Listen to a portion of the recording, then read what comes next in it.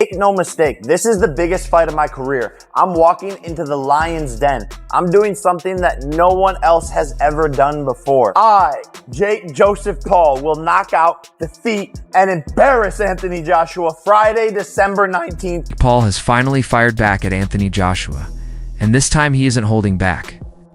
After weeks of criticism, mockery, and fans calling their December fight a complete mismatch, Jake has come out swinging with a fiery message that sent shockwaves through the boxing world. He's making it clear he's done staying quiet. It sounds like AJ's going to fight Jake Paul. I mean, if he's true to his word, if he really wants the fight, I mean, he's all very well saying, what did he say? I'll knock it, you know, he's got a weak chin. Jake Paul just spoke to Oscar there and said, Anthony Joshua has a weak chin, I will knock him out. Well, look, if he's true to his word, the fight will happen.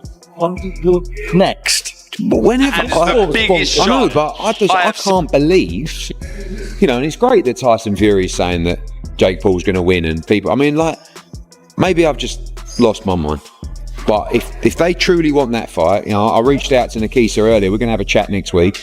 If they truly want the fight, we can make actually the fight that does the biggest numbers in the sport. Forget Canelo Crawford. That doesn't even touch the surface of, and I can't believe I'm saying it, of AJ against Jake Paul. What the fuck is Anthony Joshua going to do to Jake Paul? I think my dad said that AJ could beat him with his prick, and I completely will back that up. Even if AJ had a broken arm in there, it still wouldn't go past a minute. To be quite honest with you, and as a safety aspect, there's no way that fight can go ahead. At the end of the day, my God, how good does it make me look?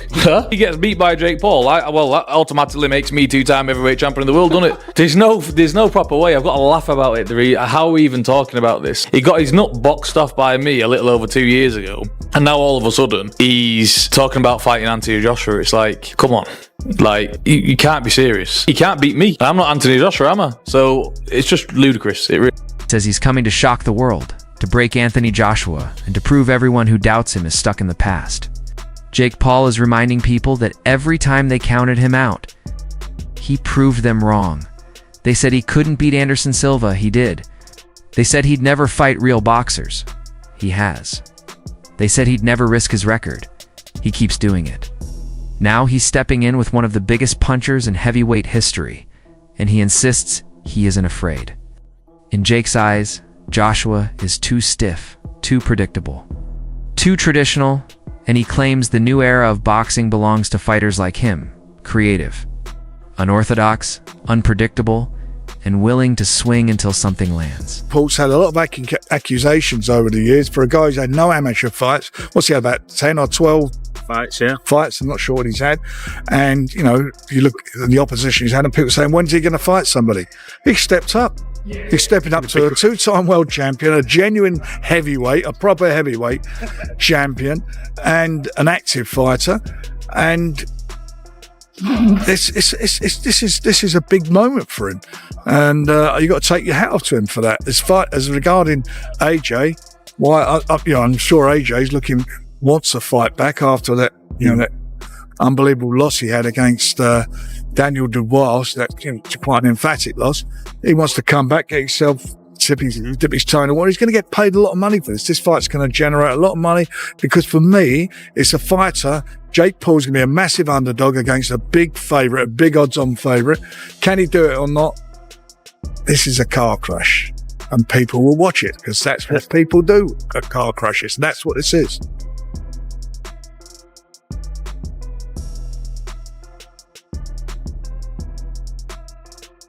If you don't win this fight in 30 seconds, there's going to be two things thrown at him. One, good. A lot of people are going to say, you can't fight Jake Paul. You're terrible. You're never any good. So forget he was two-time heavyweight champion of the world. Who's the fellow that struggled with Jake Paul? And God forbid he gets beat.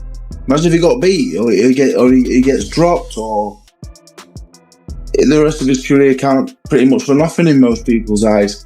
And the second thing is, if he does take him rounds, if he does hold him up, if he does play the game and get a few rounds in, and it's a bit of an exhibition style thing, he'll never be taken serious by most paying public ever again. So I just think it's a no-win situation for Anthony Joshua, apart from the 50 million quid, of course, which is not too bad.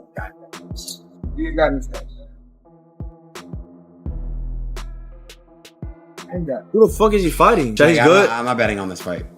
Joshua's good. People are laughing at Jake Paul, calling this fight insane, and even legends like Mike Tyson and Joe Rogan say it's dangerously one-sided. Jake is 6'1". Joshua is 6'6" with world champion power. And on paper it shouldn't be close, but Jake says that's exactly why he took it. He wants the risk, the doubt, and the night where nobody believes in him. Because that's when he plans to shock the world and make everyone eat their words. Joshua fight not happening? No, I don't. I don't regret anything. Life's too short for regrets. What do you think of Jake Paul calling him out? I think it's a good fight. I think it's a real 50-50 fight. I've got a problem with this one because Anthony Joshua is a two-time world champion. Jake Paul's a YouTuber and doesn't deserve the right to be in a ring with Anthony. Well, don't buy the fight then. It's dangerous. We saw what Anthony Joshua done to Francis Ngannou. This is a fight. I know, but what I'm People saying are going in there, their health is at risk. But the only reason they're put doing someone in there in a ring. I know, Jay. And you say the only reason we're doing it is for money. That don't sit right with me. Fine, then don't buy it. Is Jake Paul at risk, and isn't everything about money, and who cares? Of course he is, but that's what bothers me, right? If Anthony Joshua was to do what he done to Ngannou to Jake Paul, that's like life-changing injuries, potentially fatal. There's got to be some sort of contract being signed here, like, look, pull your punches a little bit, mate. If it was real, it'd be dangerous. But the annoying thing is people are going to go on about this as if it is real. And for me, with Anthony Joshua for $50 million, he's got $50 million. So for him to do this, get on the biggest stage in the world, which is Netflix, and fight a 2 times heavyweight world champion, you've got to have a big, giant set of balls, right? Now you might think, well, look, Anthony Joshua's 36 years old. He's past it. No, mate. Alexander Usyk, who's the world heavyweight champion, probably the pound-for-pound best fighter in the world at heavyweight, is 38 years old. If you look at history over time, a lot of heavyweights seem to prime as they get older. Now, a problem for Anthony Joshua is his activity. He's only fought twice in 2 years, and one of them he got knocked out off Daniel Dubois. That was his last fight, and a lot of people say you can only judge a fighter's quality from their last fight. And then the fight before that was a win, but it was a win against Francis Ngannou. Francis Ngannou, if you know, he was the UFC heavyweight who's not a real boxer, and he only had one fight before that boxing fight, what he lost as well. So that's his activity in boxing. Now, Jake Paul, on the other hand, looking at his box rec, he's had 6 fights since 2023, and one of them was against Mike Tyson. But we all seen what happened in that fight. Mike Tyson was well past his prime. Where Anthony Joshua, on the other hand, is, but I'm not going to say he's coming into his prime, because he had some great wins earlier on in his career before he lost to Usyk twice. And by the way, when he did lose to Usyk, the last one was a split decision. It was a pretty close fight. So now this fight is matched, and I just want to look at the tail of the tape. Now, looking at the age difference, we've got 28 years old compared to 36 years old. So I guess the advantage there goes a little bit towards Jake Paul. 28-year-old is better than a 36-year-old. But that being said, we've got talking about experience and everything else, what comes with being 36 years old at Anthony Joshua's level. And then, like I mentioned, the heavyweights kind of seem to prime a little bit older. Now, come down to the height and the weight. This is the big one. 6'1" versus 6'6". 200 pound versus 252 pound. We got a 252 pounder in Anthony Joshua. The reach advantage is a lot, which we would expect. Amateur fights, we can see that Jake's only had 1, where AJ's had 4. They're debating like crazy because if Jake Paul somehow wins, it would be one of the biggest upsets in boxing history. His only path is narrow. Survive the early rounds, move constantly, stay outside, make Joshua tire, and hope AJ gets reckless. Jake would need perfect timing, speed, and that looping right hand he's used to end so many fights.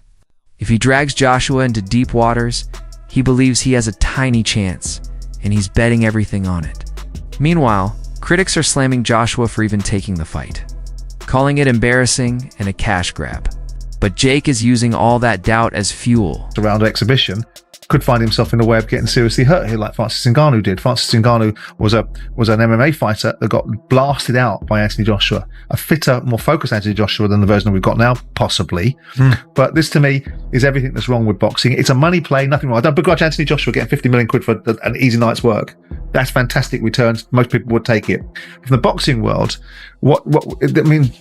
Jake Paul is now a professional fighter. Whether we categorise him as a YouTuber or not, he's licensed to fight, which means that the governing body should be suggesting that this is not a fight that possibly they should be looking to sanction. Yeah. But they will, because the sanctioning fees will be enormous. Anthony Joshua will not lose his legacy like some people are suggesting, because no one will remember it in 2 or 3 years' time. If he embarrasses himself in there, they'll remember it. If he goes in and knocks him out in 30 seconds flat, or turns it into a little bit more of a sort of Jake LaMotta, Raging Paul, holding him up for a few rounds and then knocking him out, then people will forgive it. He'll get a big bag of money, which most people... December 19th in Miami? Yeah. No. Do you know which fight I'm talking about? No. Fair enough. Oh, Jesus. That's a fucking bad idea. That's a bad idea. But let me tell you what. A lot of people watch that one. Will you watch it? Sure. You know what everybody's tuning in for on that one. I think everybody's going to get what they find. His words. Jake Paul is building an empire, creating a legacy, and taking risks no one else would dare. But in December, the world will see the truth. Is he really ready for a heavyweight war with one of the decade's most dangerous fighters? Or is this where his hype finally crashes? Love him or hate him, everyone will be watching, because even one moment of success against Anthony Joshua would shock the world, and if Jake actually wins, boxing will never be the same.